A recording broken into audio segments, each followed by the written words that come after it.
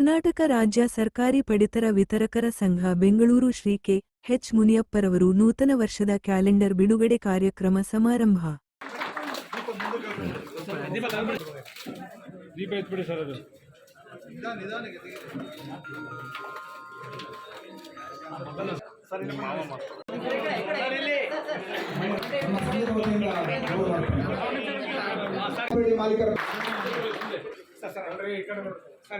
Video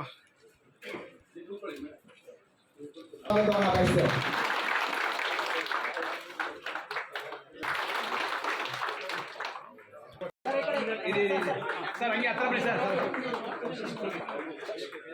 sir ಇಲ್ಲಿ ನೋಡಿ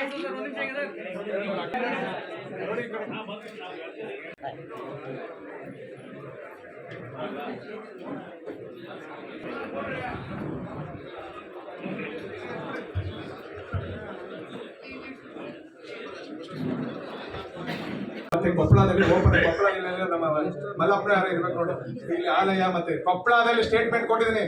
ಈ ರಾಜ್ಯಕ್ಕೆ ಹೇಳ್ರಿ, ಈ ರಾಜ್ಯಕ್ಕೆ ಈ ದೇಶದಲ್ಲಿ 7 ಸಾರಿ MP ಆಗಿದ್ದಾರೆ, ಕೇಂದ್ರ ಸಚಿವರಾಗಿದ್ದಾರೆ 2 ಸಾರಿ. ಇಲ್ಲಿ ರಾಜ್ಯ ಆ ಸ್ಥಾನಕ್ಕೆ ತುಂಬಲಾರದ ಅಷ್ಟೊಂದು ಶಕ್ತಿ ಕೊಡುವಂಥದ್ದು, ಅಷ್ಟೊಂದು ಇದಿರೋದು ಯಾವುದು ಅನುಭವ, ರಾಜಕಾರಣದ ಅನುಭವ ಇರೋದು ಮುನಿಯಪ್ಪ ಸಾಹೇಬ್ರಿಗೆ ಒಬ್ಬರಿಗೆ ಮುಖ್ಯಮಂತ್ರಿ ಮಾಡಿದ್ದೀವಿ. ಅದರಿಂದ ನಾವು ಯಾರು ಮುಂದೆ ಹೇಳ್ತಾ ಇದ್ದೀನಿ ಅಂತ ನಾನು ಆದೇ ಸ್ಟೇಟ್ಮೆಂಟ್ ಕೊಟ್ಟಿದ್ದೀನಿ. ಕೆ ಸಾಹೇಬ್ರಿಗೆ ಗೊತ್ತಿರ್ಬೇಕು, ಯಾಕೆಂದ್ರೆ ಅನುಭವ. ನವೆಂಬರ್ 23ನೇ ತಾರೀಕು ಮಾನ್ಯ ಮುಖ್ಯಮಂತ್ರಿ ಅವರಿಂದ 23ನೇ ಇಸ್ವಿನಲ್ಲಿ ನವೆಂಬರ್ 23ನೇ ತಾರೀಕು 23 ಕೋಟಿ ರೂಪಾಯಿ ಹಣನ ಸೆಟ್ಟು ಮಳಿಗೆಗಳಿಗೆ ಎಲೆಕ್ಟ್ರಾನಿಕ್ ಸ್ಕೇಲ್ ಹಾಕ್ಲಿಕ್ಕೆ ಮತ್ತೆ CC ಕ್ಯಾಮ್ರಾ ಹಾಕ್ಲಿಕ್ಕೆ ಹಣನ ಬಿಡುಗಡೆ ಮಾಡಿಸ್ತೀವಿ. ಮುನಿಯಪ್ಪ ಸಾಹೇಬ್, ನಾನು ಆಲ್ ಇಂಡಿಯಾ ವರ್ಕಿಂಗ್ ಪ್ರೆಸಿಡೆಂಟ್ ಇದ್ದೀನಿ. ಯಾವ್ಯಾವ ರಾಜ್ಯದಲ್ಲಿ ಏನೇನು ನಡೀತಾ ಇದೆ ಅಂತ ಗೊತ್ತಿದೆ. ಕೆಲವಾರು ಕಾರಣಗಳಿಂದ ನಿರಂತರವಾಗಿ ನಾವು ನವೆಂಬರ್ 2023 9ನೇ ತಾರೀಕು ಒಂದು ಸಭೆ ಮಾಡಿ ಒಂದು ಸ್ಟ್ರೈಕ್ ಮಾಡಿದವು. ಸಾಹೇಬರು ಬಂದು ಮನವಿ ಕೊಟ್ಟಾಗ ಒಪ್ಕೊಂಡ್ರು ಅವರು. ಆಯ್ತು, ನಾನು ಇಡೀ ಅಕ್ಕಪಕ್ಕದ ರಾಜ್ಯದ 5 ರಾಜ್ಯದ ಮಾಹಿತಿ ತರಿಸ್ತೀನಪ್ಪ ಅಂತ. ಅಷ್ಟರೊಳಗೆ ಏನಾಯ್ತು ಅಂದ್ರೆ ಡಿಸೆಂಬರ್ ಇದರಲ್ಲಿ ಎಲ್ಲಿ ಬೆಳಗಾವಿಯಲ್ಲಿ ಅಧಿವೇಶನ ಸ್ಟಾರ್ಟ್ ಆಗಿರೋದ್ರಿಂದ ಅಧಿಕಾರಿಗಳು ಇಲ್ಲ ಆಗಲ್ಲ ಕೃಷ್ಣಪ್ಪ, ಈಗ ನಾವೆಲ್ಲ ಉತ್ತರ ರೆಡಿ ಮಾಡ್ಕೋಬೇಕು, ಡಿಸೆಂಬರ್ ಮುಗಿದ್ಮೇಲೆ ಮಾಡ್ತೀವಿ ಅಂತ. ನಾನು ಸಾಹೇಬ್ರ ಪರ್ಮಿಷನ್ ತಗೊಂಡು ಹಿಂದೆ ಇದ್ದಂತ ಪ್ರಕಾಶ್ ಅವರು ನಾನೇ 6 ರಾಜ್ಯಕ್ಕೂ ಹೋದೆ. ಒಂದ್ಸರಿ ಅರ್ಜಿ ಕೊಡಕ್ಕೆ, ಒಂದ್ಸರಿ ದಾಖಲಾತಿಗಳು ತಂದು ಕೊಟ್ಟ ತಕ್ಷಣ ನಾವು ಡಿಸೆಂಬರ್ ಎಂಡ್ಗೆ ಸಾಹೇಬ್ರಿಗೆ ಗಮನಕ್ಕೆ ತಂದು ಸಾಹೇಬರು ಮತ್ತೆ ಕಾರ್ಯದರ್ಶಿ ಅವರು ಇಬ್ರು ಸೇರಿ ಕೊನೆಗಳಿಗೆ ಏಪ್ರಿಲ್ ಫೆಬ್ರವರಿ 28ರವರೆಗೂ ನಮ್ಗೆ ಗ್ಯಾರಂಟಿ ಇರಲಿಲ್ಲ. ಕಾರಣಗಳು ಬೇರೆ ಬೇರೆ ಆದ್ರೂ ಸಹ 28 ರಾತ್ರಿ 29ಕ್ಕೆ ಕಾರ್ಯಕ್ರಮ ಇದೆ. 28 ರಾತ್ರಿ 10 ಗಂಟೆಗೆ ಹೋದ್ರು ಮಿನಿಸ್ಟ್ರು, ನಮ್ಮ ಮುನಿಯಪ್ಪ ಸಾಹೇಬರು, ಮುಖ್ಯಮಂತ್ರಿ ಅವರ ಹತ್ರ ಆಪ್ತ ಕಾರ್ಯದರ್ಶಿ ಅವರು, ನಮ್ಮ ಕಾರ್ಯದರ್ಶಿ ಅವರು, ಕಮಿಷನರ್ ರಾತ್ರಿ 10 ಗಂಟೆಲಿ CM ಮನವೊಲಿಸಿ ಬೆಳಿಗ್ಗೆ 1 ಕ್ವಿಂಟಾಲ್ಗೆ 26 ರೂಪಾಯಿ ಜಾಸ್ತಿ, 124 ರೂಪಾಯಿ ಇದ್ದಿತ್ತು 150 ರೂಪಾಯಿ ಮಾಡಿಸ್ಕೋಬೇಕು. ಇಡೀ ದೇಶಕ್ಕೆ ನಾನು ಇವತ್ತಿನ ನೋಡ್ತಾ ಇಲ್ಲ, ಕೇಂದ್ರ ಸಚಿವರಾಗಿದ್ದಾಗಲೂ ಸಹ ಅವ್ರನ್ನ ಭೇಟಿ ಮಾಡಿ ಅವ್ರ ಮನೆ ಹೋಗಿ ಉಪ್ಪಿಟ್ಟು ತಿಂದು ಯಾರೋ ಒಬ್ರು ತೀರ್ಕೊಂಡ್ರು ಇದರಲ್ಲಿ ಆಲ್ಟರ್ಡ್ ಆಗಿ ಆ ಬಾಡಿನ ಕಳಿಸ್ಕೊಟ್ಟಂತ ಪುಣ್ಯಾತ್ಮ ಇಡೀ ರಿಸಿಪ್ಟ್ ತಗೊಂಡೆ ವಿಮಾನದಲ್ಲಿ ಕಳಿಸ್ಕೊಟ್ಟು. ಮತ್ತು ಮಾನ್ಯ ಮುಖ್ಯಮಂತ್ರಿಗಳೇ ಅದನ್ನು ಜಾಸ್ತಿ ಮಾಡಿದ್ದಾರೆ. ನಿಮಗೆ ಬರೋ ಪೆಂಡಿಂಗ್ ಇದೆ ಅಂತ ಮನವಿ ಮಾಡಿದ್ದೀರಿ. ಅದನ್ನು ನಾನು ಕೂಲಂಕಷವಾಗಿ ಕೃಷ್ಣಪ್ಪನವ್ರನ್ನ ಜೊತೆಯಲ್ಲಿ ಇಟ್ಕೊಂಡು ಅಧಿಕಾರಿಗಳಿಗೆ ಕರೆಸಿ ಹೇಳಿ ನಮ್ಮ PS ಅವರೆಲ್ಲ ನೋಟ್ ಮಾಡಿದ್ದಾರೆ. ನಿಮ್ಮ ಡಿಮ್ಯಾಂಡ್ಸ್ ಏನಿದೆ, ಯಾವ ರೀತಿ ಸಹಾಯ ಮಾಡಬೇಕು ಏನು ಅಂತ. ನಿಮ್ಮನ್ನು ಒಂದೇ ಕೇಳೋದು ನಾನು, ನಿಮ್ಮ ಗ್ರಾಹಕರಿಗೆ ಸಮಗ್ರವಾಗಿ ಧಾರಣೆ ಮಾಡಬೇಕು, ತೂಕದಲ್ಲಿ ಕರೆಕ್ಟಾಗಿರಬೇಕು, ಅವರಿಗೆ ಸರಿಯಾದಂಥ ಟೈಮ್ಗೆ ಸೇರಬೇಕು. ಈ ಕೆಲಸವನ್ನು ಮಾಡಬೇಕು. ಮಾಡ್ತಾ ಇದ್ದೀರಿ, ಆದರೂ ಕೂಡ ಮಾಡ್ತಾ ಇದ್ದೀರಿ. ಅದೆಲ್ಲ ಇನ್ನಷ್ಟು ಜವಾಬ್ದಾರಿಯನ್ನು ತೆಗೆದುಕೊಂಡು ಮಾಡಬೇಕು. ಯಾರು ಕಂಪ್ಲೇಂಟ್ ನಿಮ್ಮ ಸಂಸ್ಥೆಗೂ ಗೌರವ, ನಿಮಗೂ ಗೌರವ. ಅಂತೂ ಹೆಚ್ಚಿನ ಕಂಪ್ಲೇಂಟ್ ಏನು ನಮಗೆ ಬಂದಿಲ್ಲ. ಹೋದ ಸಾರಿ ರಾಗಿ ಸ್ವಲ್ಪ ಗುಣಮಟ್ಟದಿರಲಿಲ್ಲ, ಅದು ನಾನು ಜವಾಬ್ದಾರಿ ಇರಲಿಲ್ಲ. ಅಂಥ ಸಂದರ್ಭದಲ್ಲಿ ಸ್ವಲ್ಪ ಕಂಪ್ಲೇಂಟ್ಸ್ ಬಂತು. ಈಗ ನಾವು ಈ ರಾಜ್ಯದಲ್ಲಿ ನಿಮಗೆ ಕಿರಿಕಿರಿ ಕೊಟ್ಟರೆ, ನಿಮಗೆ ತೊಂದರೆ ಕೊಟ್ಟರೆ ನೇರವಾಗಿ ನಿಮ್ಮ ಪತ್ರದ ಮುಖಾಂತರ, ಲಿಖನ ಮುಖಾಂತರ ಕಂಪ್ಲೇಂಟ್ ಮಾಡಬಹುದು ಅಂತ ಸಾಹೇಬರು ಹೇಳಿದರು. ನಮ್ಮ ಬಳ್ಳಾರಿಯಲ್ಲಿ ಮಲ್ಲಿಕಾರ್ಜುನ ಮತ್ತು ಈಶ್ವರಪ್ಪ ಅಂತೇಳಿ ರೆವಿನ್ಯೂ ಡಿಪಾರ್ಟ್ಮೆಂಟ್ಲಿಂದ ಬಂದು ಸುಮಾರು ಒಂದು 2 ವರ್ಷದಿಂದ ನಮ್ಮ ನ್ಯಾಯಬೆಲೆ ಮಾಲಕರಿಗೆ ಪ್ರತಿ ತಿಂಗಳು ಗೋಡನ್ನಲ್ಲಿ ವ್ಯವಸ್ಥಾಪಕ ಜೊತೆಗೆ ಕುಂದಿರಿಸಿ ಪ್ರತಿ ಅಂಗಡಿಗೆ ಇಷ್ಟೊಂದು ಕಲೆಕ್ಟ್ ಮಾಡ್ತಾ ಇದ್ದಾರೆ. ಅದ್ರ ಬಗ್ಗೆ ಆಡಿಯೋ ಚಿಪ್ ಕೂಡ PSS ಸಾಹೇಬರಿಗೆ ಮತ್ತು ಸಾಹೇಬರಿಗೆ ಲೆಟರ್ ಹಾಕಿದ್ದೀನಿ. ಆದರೆ ಇದುವರೆಗೆ ಅದು ಒಂದು ಸೆಕ್ರೆಟರಿಗೂ ಕೊಟ್ಟಿದ್ದೀನಿ, ಸಾಹೇಬ್ರಿಗೂ ಒಂದು ಕೊಟ್ಟಿದ್ದೀನಿ ಮತ್ತು ಕಮಿಷನರ್ಗೂ ಒಂದು ಕೊಟ್ಟಿದ್ದೀನಿ.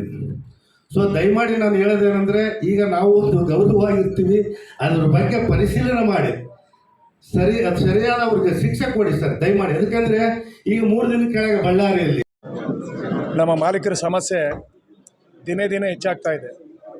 ಅದರಿಂದ ಮಾನ್ಯ ಸಚಿವರನ್ನ ಕರೆಸಿ ಇಲ್ಲಿಗೆ ಕ್ಯಾಲೆಂಡರ್ ಬಿಡುಗಡೆದೊಂದು ಕಾರ್ಯಕ್ರಮ ಇತ್ತು. ಮತ್ತು ಈ ಜನಗಳೆಲ್ಲ ಕೇಳ್ಕೊಂಡ್ರೆ ಅವ್ರಿಗೆ ಮನಸ್ಸಿಗೆ ತಲೆಗೆ ಹೋಗ್ಬೋದಲ್ಲ ಅನ್ನೋ ದೃಷ್ಟಿಯಿಂದ ಇಡೀ ರಾಜ್ಯದ ಎಲ್ಲ ಜಿಲ್ಲಾ ಮಟ್ಟದ, ತಾಲೂಕು ಮಟ್ಟದ ಮತ್ತು ರಾಜ್ಯ ಮಟ್ಟದ ಎಲ್ಲ ಪದಾಧಿಕಾರಿಗಳು ಬಂದಿದ್ದಾರೆ ಇಲ್ಲಿ.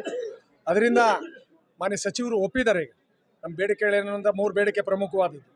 ಆ ಬೇಡಿಕೆಗೆ ನಾವು ಒಪ್ಪಿದ್ದಾರೆ. ಅದು ಏನು ಮಾಡ್ತಾರೆ ಮುಖ್ಯಮಂತ್ರಿ ಹತ್ರ ಚರ್ಚೆ ಮಾಡ್ತೀನಿ ಅಂತ ಹೇಳವ್ರೆ. ನಾನು 23ನೇ ತಾರೀಕು ಮಾನ್ಯ ಮುಖ್ಯಮಂತ್ರಿ ಅವ್ರನ್ನ ಭೇಟಿ ಮಾಡಿದ್ದೆ. ನಮ್ಮ ಹರೀಶ್ ಅಣ್ಣ ಅವ್ರು ನಾವೆಲ್ಲ ಹೋಗಿ ಭೇಟಿ ಮಾಡಿದ್ದು. ಅವರು ಒಪ್ಪಿದ್ದಾರೆ. ಅದರಿಂದ ನಾವು ನಮ್ಮ ಬೇಡಿಕೆಗಳು ಏನೇನಿವೆ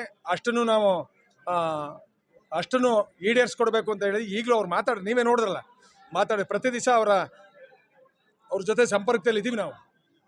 ಇಲಾಖೆ ಅಧಿಕಾರಿಗಳಾಗ್ಬೋದು, ಮತ್ತು ಸಚಿವರಾಗ್ಬೋದು, ಇನ್ನೂ ಪ್ರಮುಖ ಸಚಿವರು, ಬೇರೆ ಬೇರೆ ಸಚಿವರಿಗೂ ಸುಧಾ ನಮ್ಮ ರಾಜ್ಯ ಕಮಿಟಿ ಮೆಂಬರ್ಗಳು ಆಯಾ ಜಿಲ್ಲೆಗೆ ಸಂಬಂಧಪಟ್ಟಂಗೆ, ಆಯಾ ತಾಲೂಕು ಸಂಬಂಧಪಟ್ಟಂಗೆ ಹೋರಾಟ ಮಾಡ್ತಾಯಿದ್ರು. ನಮ್ಮ ಬೇಡಿಕೆ ಏನಂತ ಅಂದರೆ, 2013ರಲ್ಲಿ ಏನು ಆಹಾರ ಭದ್ರತೆ ಅಡಿಯಲ್ಲಿ ಕೊಟ್ಟಂಥ ಯೋಜನೆ ಏನು ಸಿದ್ದರಾಮಯ್ಯನವ್ರು ಕೊಟ್ಟಿದ್ರಲ್ಲ 2013ರಲ್ಲಿ, ಅಂಥ ಯೋಜನೆ ಪ್ರತಿ ಕಾರ್ಡ್ದಾರಿಗೆ ನೀವು 10 kg ಅಕ್ಕಿ ಅಲ್ಲದೇ ಅಡುಗೆಗೆ ಪ್ರತಿದಿನ ಕಾರ್ಡ್ದಾರಿಗೆ ಬೇಕಾದಂಥ ಬೇಡಿಕೆಗಳು, ಆಯಿಲ್ ಕೊಡೋದು, ಬೇಳೆ ಕೊಡೋದು, ಗೋಧಿ ಕೊಡೋದು, ಉಪ್ಪು ಕೊಡೋದು, ಇವೆಲ್ಲ ಕೆಲಸನೂ ಮಾಡಿದ್ದೀರಾ ನೀವು. ಈಗ ಯಾಕೆ ಬಿಡ್ತಾ ಇದ್ದೀರಿ ಅಂತ ಗೊತ್ತಿಲ್ಲ. ನಿಮ್ಮ ನಿರೀಕ್ಷೆಗೆ ಮೀರಿ ಜನ ಓಟ್ ಕೊಟ್ಟಿದ್ದಾರೆ. ಈಗ 136 ಜನ ಗೆಲ್ಲಿಸಿದ್ದಾರೆ. ನೀವು 5 ಗ್ಯಾರಂಟಿಗಳಲ್ಲ, ಒಂದೇ ಒಂದು ಗ್ಯಾರಂಟಿ ಮೇಲೆ ನಿಮ್ಗೆ ಗೆಲ್ಲಿಸಿರೋದು, ಅನ್ನಭಾಗ್ಯ ಯೋಜನೆ ಮೇಲೆ. ಆದರೆ ಈಗ ಕೇಂದ್ರ ಸರ್ಕಾರ ಕೊಡೋ 5 kg ಹೊರತುಪಡಿಸಿ ನೀವೇನು ಕೊಡ್ತಾ ಇಲ್ಲ ರಾಜ್ಯ ಸರ್ಕಾರದಿಂದ. ನಾವು ಒತ್ತಾಯ ಮಾಡ್ತಾ ಇದ್ದೇವೆ.